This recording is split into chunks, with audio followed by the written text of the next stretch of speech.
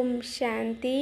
आज 18 जुलाई 2024 साकार मुरली बापदादा मधुबन। बाबा कहते मीठे बच्चे सेवा समाचार शुणिबारे एवं पढ़िबारे मध्य तुमर शौक रहिबा दरकार काहेकि ना एहा द्वारा उमंग उत्साह बढ़ी थाए, सेवा करिबार संकल्प उत्पन्न होइथाए। प्रश्न, संगम जुगरे बाबा तुमको सुख देउनाहांती किंतु सुखर रास्ता देखाउछंती काहेकि? उत्तर, काहेकि ना बाबांकर समस्ते संतान अटंती। यदि जनकु सुख देबे जनकु देबे नाही तेबे एहा मध्य ठीक नुहे। लौकिक पितांक ठारू पिलामानंकु समान अधिकार मिलिथाए। बेहद्र पिता काहाकु संपत्तिर भाग्य बांटंती नाही किंतु सुखर रास्ता देखाई थांती।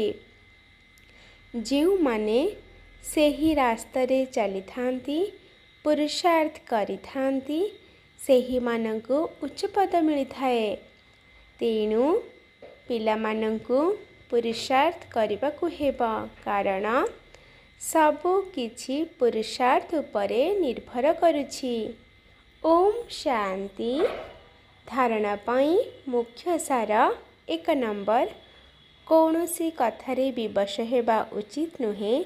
निज भितरे ज्ञान को धारण करी दान करबाकु हेबा। अन्य मानंकर मध्य भाग्य को जागृत करबाकु हेबा। 2 नंबर, कहा सहित भी कथबार्ता करबा समय रे निजको आत्मा मन करे आत्मा सहित कथबार्ता करबाकु हेबा जेपरि टिकिए भी देह अभिमान न आसिबा।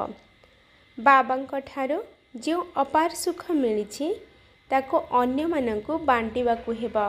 वरदान, दिल अर्थात आंतरिक स्नेह सहित दिमाग अर्थात बुद्धिर संतुलन द्वारा सेवा करुथिबा सदा सफलता मूरत हुआ।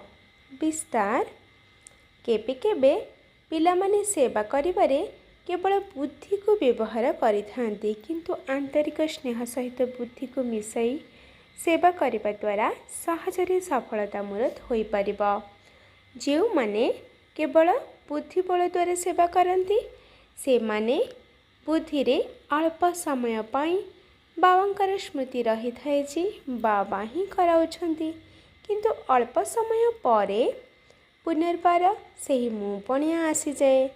किंतु जो माने दिल सहित सेवा करिथांती सेमानंक दिल रे सर्वदा बाबांकर स्मृति कायम रही थाए एवं जदि दिल सहित सेवा करिबा तेबे सदा सफलता मूरत होई जिबा।